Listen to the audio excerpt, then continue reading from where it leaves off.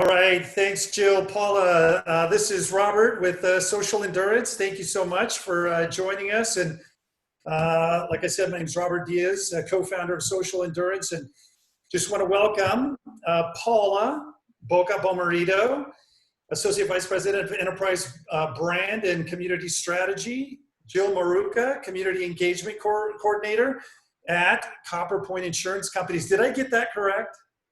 I'm impressed. You did well. Thank you. Thank you so much for joining us. I'm really excited, about this call. And as I've mentioned, the entire focus of this conversation really is to share with charities and event companies how excellent for-profit companies are engaging in the community and are engaging through health and wellness initiatives.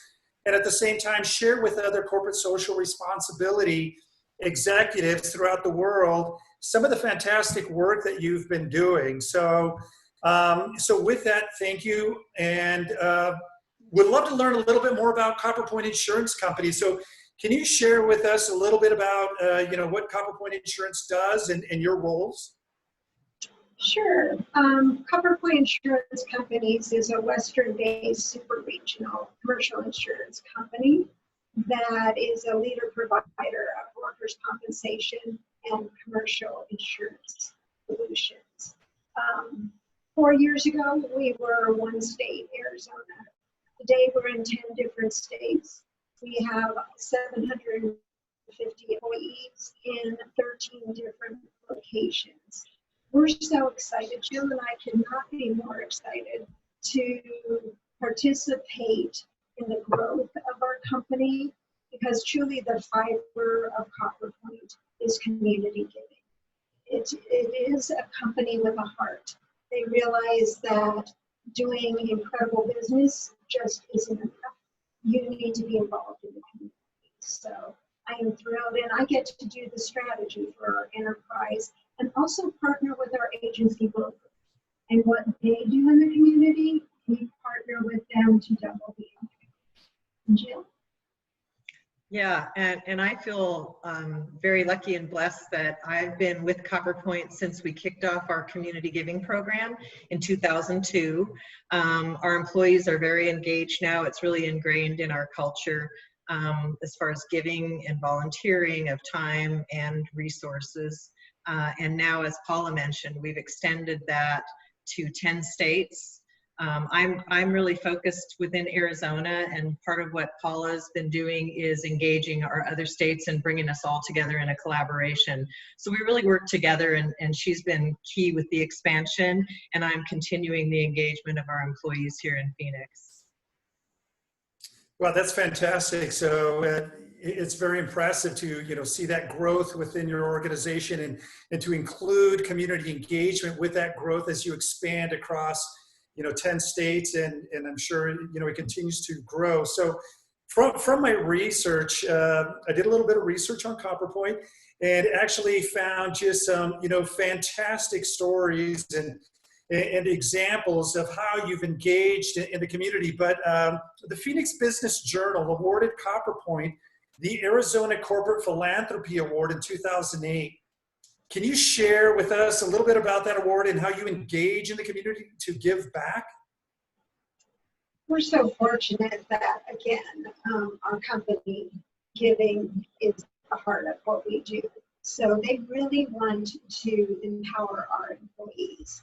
And the way that they do it is through employee volunteering, as well as matching gifts for any donations that they make, board service, program sponsorship, in-kind contributions. One of the things that I'm most impressed with is that we allow for employees to have 12 hours during the workday to go and volunteer in the community.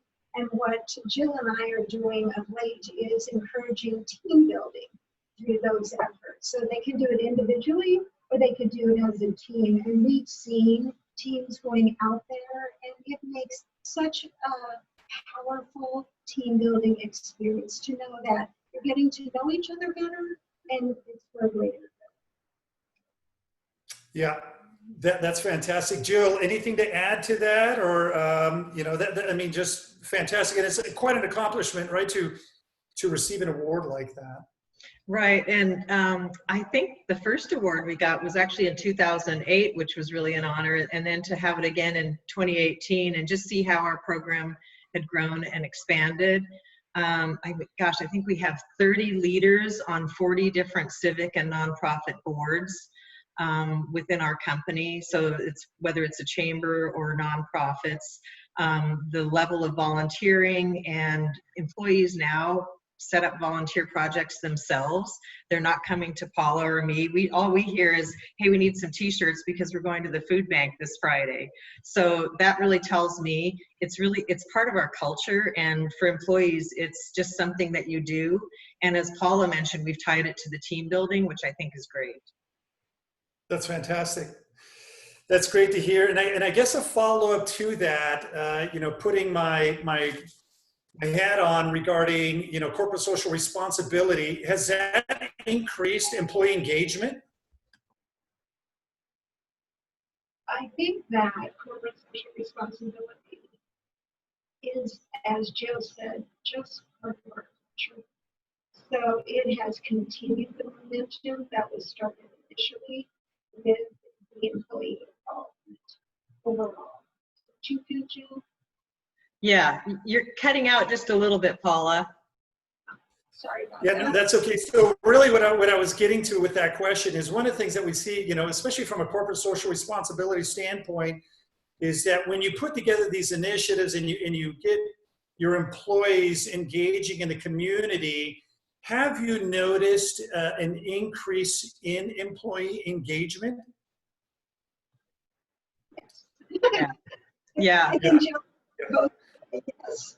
One of the greatest pieces of this was the team building, because we see our employee volunteerism going up tremendously, and the way that CopperPoint supports our leaders. When you choose to be on a board, we're committing to you financially to be on that board, as well as giving you the hours to do that. So the combination of the two, it truly is part of an expectation almost of our employees to be a part of it, which is, it's powerful. I think it makes a difference, Jill. Right. Well, and Paula mentioned our agency partnership program, and I think that's one that's really grown over the last few years. And the idea behind that is that our agencies and brokers who are our customers, we go to them to find out what nonprofits they have connections and are passionate about. And so we'll match a donation with them to co-partner and double the impact of those nonprofits that have sort of a mutual benefit for both of us. So I think that's one that's really improved. And of course, that's a great strategic choice to have return on investment, because we're building the relationship with our customers, our agencies and brokers, while we're supporting the charities. And some of them are charities we already support as CopperPoint, and some of them are new ones. So we're happy to do that. I think that's one of the big growth areas. That's great. So, talking about charities and your engagement with charities, I'm sure you have a lot of charities that reach out to you, regarding, connecting with you, partnering with you, right? And that's a big focus of our message to other charities, to the charity world and for-profit companies, is really developing those partnerships. But just because of your exposure and the great work that you've done, I'm sure you have a lot of charities reaching out to you every week saying, we want to partner with you. So how do you select charity partners? And how do you find the right charities to connect with? I actually think that's one of the most challenging parts of our job, because every single nonprofit has an incredible mission. And their missions are strong, and they believe in their mission, and they're making a difference. So we have to create a criteria. And the way we went about it was a pretty simple goal: to support nonprofits, civic and charitable organizations to improve the quality of life. And so we decided to focus on 3 areas that align with our business. which are helping families, thriving workforce, and economic development. And once if they're within those focus areas, then one of the most important things is their financial stability. So how are they utilizing the dollar? Are the dollars actually going to mission? Because not all charities do that. So we're very careful. There's so many tools out there like Charity Navigator and other tools that you use as resources to ensure that financial stability.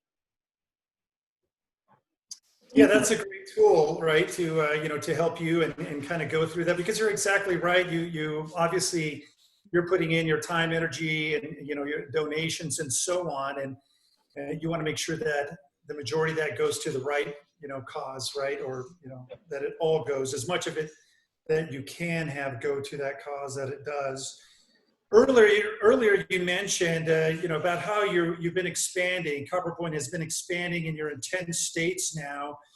As that growth happens, did you have community ambassadors in each area that kind of support these efforts to engage with the community? And if so, how do they engage with the community, and how do you support their efforts? Well, when we started growing to 2 states and then 10 states, we realized that we needed a Jill in every state because she does such a remarkable job. So we needed a person like Jill who's on the ground, the organizer, the one who gets it all done. So we reached out, and our leaders in these different locations selected a community ambassador. And we were so fortunate to have these community ambassadors to really move forward our enterprise-wide and local initiatives. The success of our campaigns is largely due to them, their commitment. They are so excited to be a part of our community development, which is fabulous. We're very excited about that. They've never been involved in the way that they are now. And the last couple initiatives that we did enterprise-wide, you could tell that we could not have had the success that we're having without them. Right, and I would add that a bonus, and really the purpose with the communication, is who better knows what the needs are within your community than our employees who live in those communities. And I think it helps them with their buy-in and their engagement to know that we're willing to look for their input. It's not just us somewhere up at the top, somewhere else trying to decide, but we really want to hear from them. And I think Paula's done a great job initiating that communication and including them in those discussions. Yeah, that's fantastic to hear, because I agree with you that these community type ambassadors in each region, they know those regions well, and they might be able to get really good feedback from those local employees and really coordinates some kind of community event with a certain charity that may be just local to that specific area, right? So I guess, they reach back out to you, kind of propose that idea, and that's how it starts? That's a piece of it, for sure. That's right. a piece of how we initiated. With COVID, I have to say, we did a major pivot when it came to COVID in April. And during that time, we leaned heavily on our community ambassadors to really give us an understanding of what the needs. Every community had such a different need at that time, so we leaned on them pretty hard to truly understand where the needs were and how we could fulfill those needs. Yeah, that's fantastic. So speaking of COVID, before the pandemic, have you ever partnered with a charity year-round for their mission, or not really related to an event? Actually, we have a couple of great examples for that. So Ronald McDonald House Charities, I think we've been involved with for 14 plus years. with having someone on the board supporting their events. And the biggest engagement, I would say, is we have employee volunteers we call ourselves, and for years have called ourselves, the Big Macs, who volunteer once a month, and we go cook dinner for families, right? And you know, it has evolved. It's great because we have employees from the legal team, we have employees from claims, we have employees who are in top management. Paula goes, I go, and it's from the call center, we have people. So it's this great integrated group, and it's a feast. I mean, those families know that when CopperPoint comes, it's like Thanksgiving. There's crock pots and there's, you know, 12 different things, and we really come together on that, going once a month. There's a person who leads it, who, you know, she sets the menu and coordinates. So that's one where it's really a year round. And the other one is a long-term relationship with Big Brothers and Big Sisters of Central Arizona, where we've partnered at Hurd Elementary School in Phoenix, and we have employees who go and on Tuesdays and have lunch with the little that they're matched with, students. And you play games, you play Jenga. I was a big sister there for, gosh, 10 plus years, had the same little sister for 5 years until she moved to another school. So that's a program that, you know, there's been great interest in, and we've had a long partnership with both of those. That's great. That's fantastic to hear. And obviously, you know, that award from the Arizona, you know, Corporate Philanthropy Award was given for good reason. So that's fantastic work. You were just mentioning some fantastic events that you've been engaged with some nonprofits, and are those some of the best examples that you have where you had the most employee engagement in events? Or do you have did you have other employee or community events where you had very, very high employee engagement? I think the most recent one was we did in spring, right before COVID, thank God, the Heart Walk. And what we did was, it was an enterprise-wide. Again, we leaned heavy on our community ambassadors. We sent them Walk in a Box, and what they received were posters and banners and all sorts of fun little things to encourage employees to all walk on the same day. So all of our 750 employees we were hoping for would get out and walk on the same day. We may not have been at the same time, but all 13 locations did get out and walk. We took fun collective pictures. It was hilarious. But what was more powerful, as an organization of 3 different companies that had just come together, truly, it was the first time that we were united together, and it was so empowering for our employees to see that we walk the talk of being immersed in the community for American Heart. CopperPoint donated $10 for every employee who walked, and they previously had just donated $100,000 to American Heart Association for their CPR in the schools, which is creating an itself. Yeah.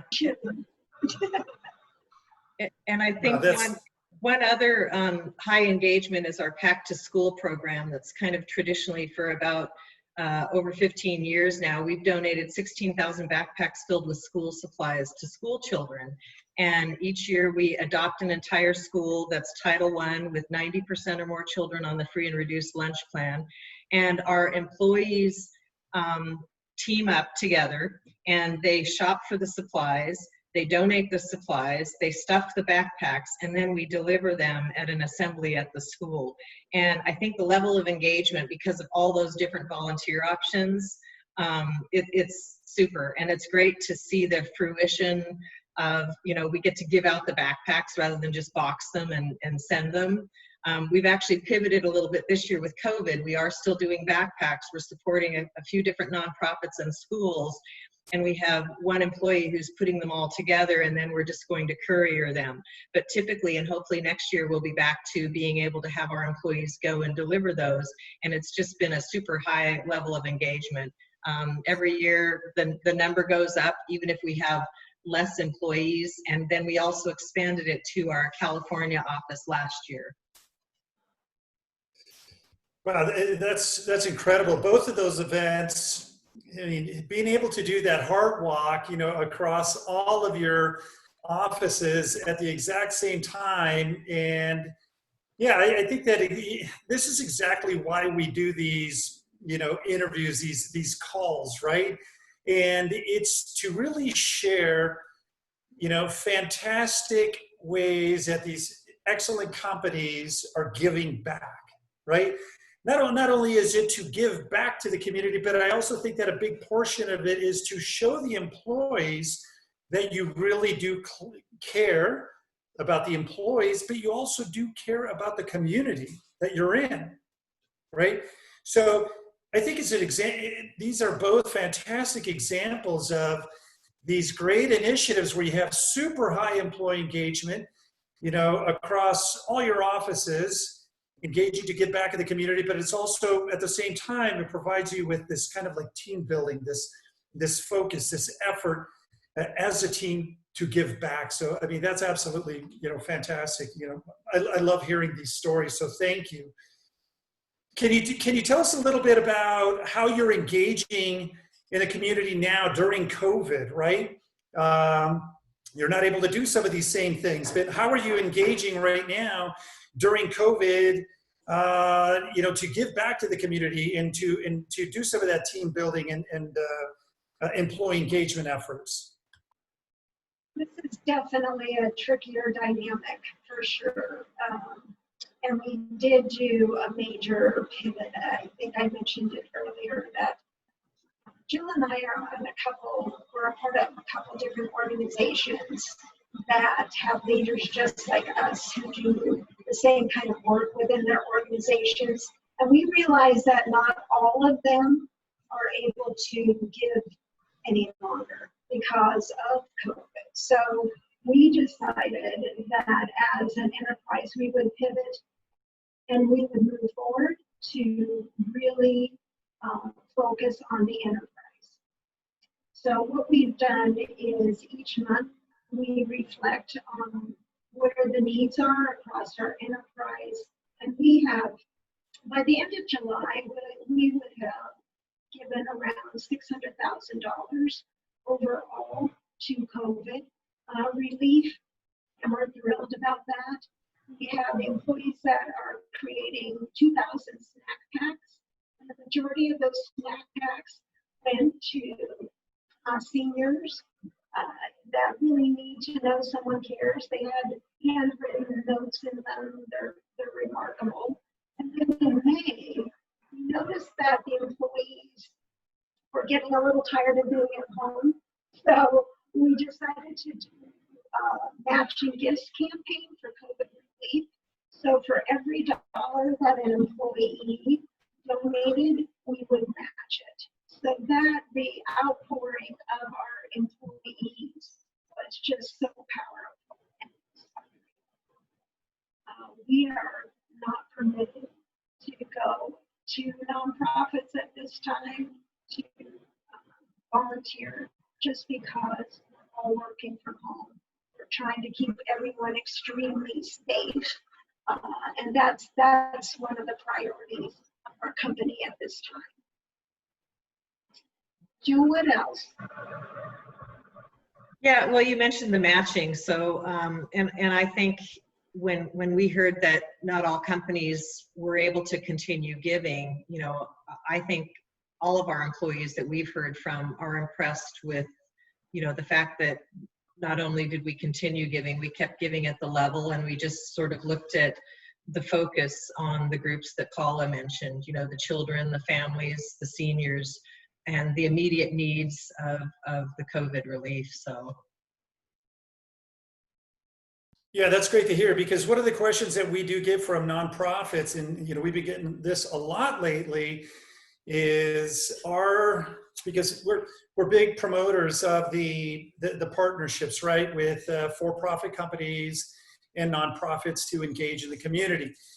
But one of the questions that we have been getting recently is are for-profits still giving back, to the community? And if so, how are they doing that? So I think that for each company, it varies, right, according to how many people and so on. And every company's doing it a little bit differently, because at the same time, you also have to be careful from a health perspective with your employees. So no, that's fantastic. I think those are some great examples of how you're still giving back even during COVID. So right. That's excellent. So one of the other things that I discovered while doing a little bit of research on your company, not only did you receive that fantastic award for engaging in the community, but you also were awarded one of America's healthiest companies in America by Interactive Health. So you were actually one of 154 companies that actually received this award. I thought that was super impressive. So one of the other things that we also do talk about is not only community engagement, but we're also talking about employee wellness, right? That's another important topic, especially when we're talking about corporate social responsibility and in supporting employees. That's a fantastic award to receive, one out of 154, nationwide. That's fantastic. Can you share how you support your employees and a little bit more about that award and some of that wellness work that you've done? Oh, sure. So again, I was lucky enough when we established a wellness program to be on board and help initiate that. And it's just grown with every year that we've done that. I think when we initially started, we had a gym with weight equipment and some classes put in that employees could go to yoga class or a Zumba or a weight class, and it was free. We do a $200 wellness reimbursement so that if an employee joins a gym or buys a bicycle or does a yoga class, they can get up to $200 a year on reimbursement. We have a wellness clinic actually in the building. It's just like a doctor's office when you go in there. It is free to employees to go. And part of that was set up to manage ongoing medical, people with diabetes or heart issues, as well as, someone who maybe isn't feeling well and thinks they have a cold or the flu, don't have time to get an appointment, takes 3 days to get to your doctor. You go online and make an appointment and you can see one of the nurse practitioners who's fabulous. I've used the clinic many times for many years. And I think the return on investment in that has shown greatly, because I think we started with 2 days a week and now it's 4 days a week when we're in the office. So, I think that's been a fabulous one. We also do health screenings twice a year for our employees. We have a health coach that people can meet with. We do blood donations when the blood bank will come. Red Cross comes and employees can donate blood. So I think the opportunities are great and employees are really impressed when they see what we can do. I think the community piece leads to a healthy community in one way, and then we want to have our employees healthy and well as well. I love that. I really like that, what you just said, being able to, a healthy community, healthy employees. You're obviously on the right track and you're doing fantastic work. That's very impressive of what you're providing your employees with to really help them with, health, wellness, right? Right. And making it very easy for them too. Does your health and wellness include, and I think that you touched on it a little bit earlier, but third party events like walks and runs and being able to receive, are the employees able to receive support from CopperPoint to participate in some of those, healthy third party events in the community? Maybe you have a fun walk or run event and, are they able to engage and receive support from your organization? Right. Well, I think one of the ways that we've been able to promote engagement is when we do have an event like a walk, like the Heart Walk, we take it from both the charitable and the wellness and health aspect. So, with the Heart Walk Paula talked about, there's several walks we do. There's the Arizona Animal Welfare League. We do the UMOM Walk for homelessness. So I think if you promote it to employees as both a charitable opportunity and a wellness opportunity, we certainly do that. If employees donate to an event through a walk, we do the matching donations for that. So that again encourages their involvement and their engagement. We also have different campaigns throughout the year through wellness, like a challenge, like a walk challenge. How many steps can you do this month? Or they're doing like calorie foods can you have this week rather than M&Ms, how many, things like that. So they're really trying to encourage overall fitness as well as diet and those kind of things. Right. Yeah, I'm glad you brought that up because that, you can get in and log like how many I was going to say buckets, how many glasses of water you're drinking a day.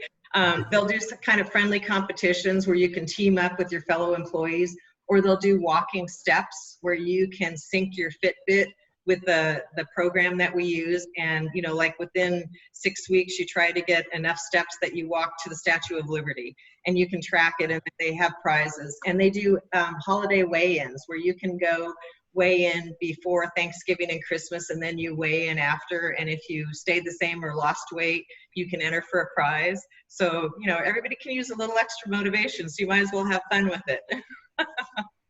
I agree.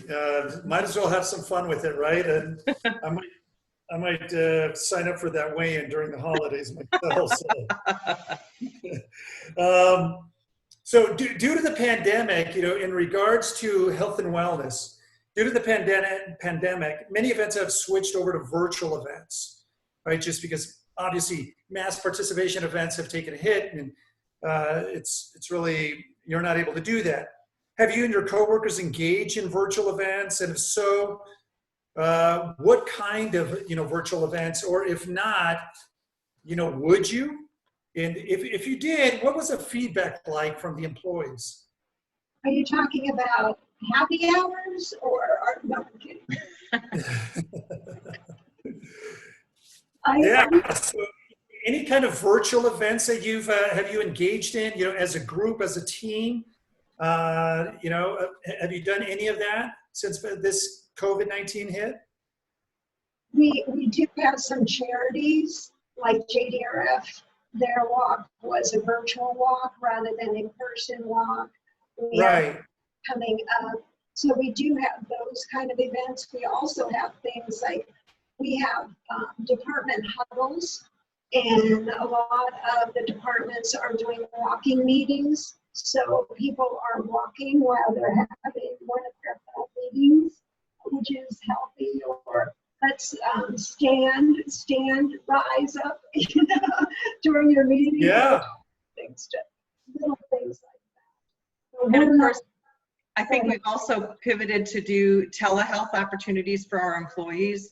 And I know that our wellness clinic has been available, for employees either by telehealth or if you have to go, there are ways to go to another location since our office isn't worked out. In fact, I'll share that I was able to do that. I called in and they wanted to see me in person for an appointment, and rather, I live in Ahwatukee, and rather have me drive into Phoenix because the CopperPoint office is an open drive to their office. They found another corporate location that does the wellness program, and I was able to go about 2 miles from my house to see one of the nurses there. So I think they're accommodating with us as one of the CopperPoint partners to meet the needs of employees. That's fantastic. And I think the word that you used was pivot, right? And I think that's what a lot of companies are trying to figure out right now is, how are we going to pivot, right, during this time? There's a lot of companies that still want to give back, still want to engage in the community. They want to step up their efforts.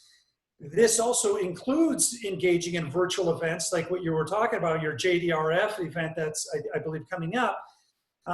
So it's nice to see a company like yours that has made that successful pivot to leverage technology to continue with your efforts, right? To to continue to engage with the community, to give back, to continue to support your employees with their health and wellness initiatives, maybe through a virtual tool, right? But it's still that support and being able to support them through this. So that's absolutely fantastic. So regarding the wellness initiatives and the community engagement activities, how are those determined?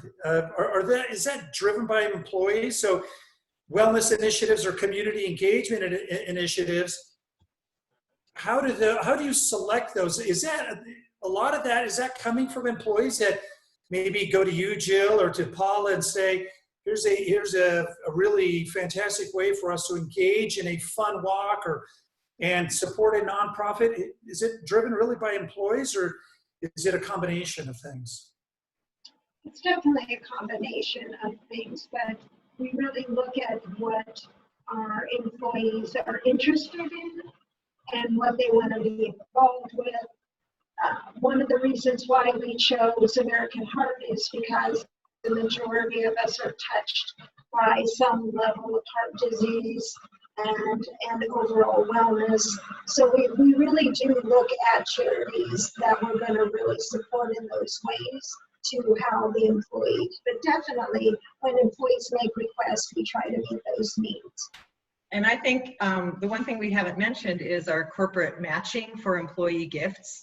And that really gives employees the opportunity that really almost any nonprofit that's a 501c3 and serves in an area where they live or where we serve, employees have up to $500 matching available per year. And so, you know, we see a lot of that. We also do a corporate campaign with United Way every year where employees can give to a United Way in their region or to another nonprofit health and human services organization. And gosh, I think last year that came out with $123,000 in donations, and then the company matched that. So, you know, close to $250,000 in matching and employee gifts, and that's where they get to choose, and we match where they select. And the other thing I would say that we didn't mention is that we give all of our employees 12 hours a year volunteer time, so that, you know, if they want to go as a team and do a morning at St. Mary's Food Bank for 2 hours, our underwriting team has done that a couple of times, so they can go and do that on paid volunteer time. Wow, that's very impressive. I mean, I think you mentioned it earlier. You know, you demonstrate through action how you support your community and employees, and you're obviously doing that. So that's fantastic. And along that point that we were just touching on, you know, deciding, you know, which charities to connect with. What are the most important factors, you know, when really selecting those charities? Is it, and, you know, it might be somebody within your organization that might be affected by a certain illness or disease or something like that. But you know, from a charity standpoint, when charities watch this video, what are some of those important factors that they can take in and kind of help them to develop a better partnership proposal, you know, for a company like yours? I think that they need to do a little bit of research on the company.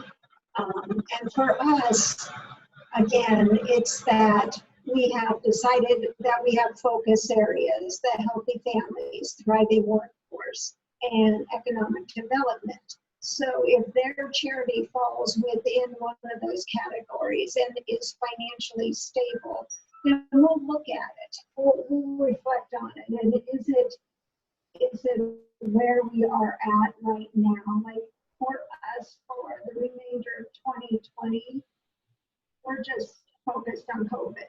I mean, we could not bring on any new charity at this time because of what we're doing for COVID relief. Now for 2021, and if there are volunteer opportunities within those charities, perhaps to be on their board, or they have incredible volunteer activities, that we could send a team over for some kind of program that they're doing. Yeah, we'll look at it.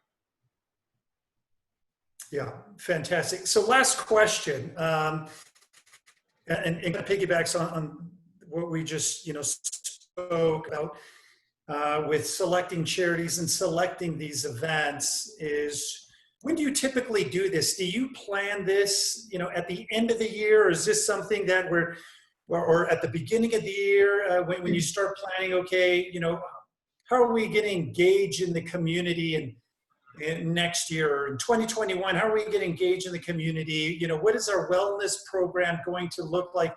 When do you start making those decisions? Or is it more fluid, and you kind of develop that through the, through the middle of the year as you get more feedback from employees? I'd like to say, other than 2020, we are very strategic in that in the fall we begin our project planning for 2021, let's say. So we definitely know the allotment of donations that are going out to, let's say, the 40 boards that we have. So how much, where is it going? How are we going to allot it? How much matching do we anticipate for the year? So all that planning is definitely put into place prior to 2021 for the year.